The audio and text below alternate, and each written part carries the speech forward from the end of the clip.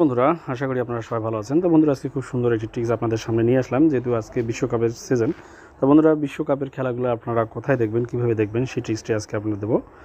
এজন্য বন্ধুরা কিছু করতে হবে না, আপনি সিম্পলি জাস্ট আপনার মোবাইলে একটা অ্যাপস আপনি ইনস্টল করে নেবেন, তাহলে এই খেলাগুলো মোটামুটি আপনি দেখতে পারবেন।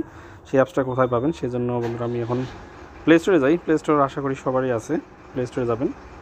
প্লে স্টোরে আসার পর এখানে আপনি সিম্পলি সার্চ দেবেন ট্রফি।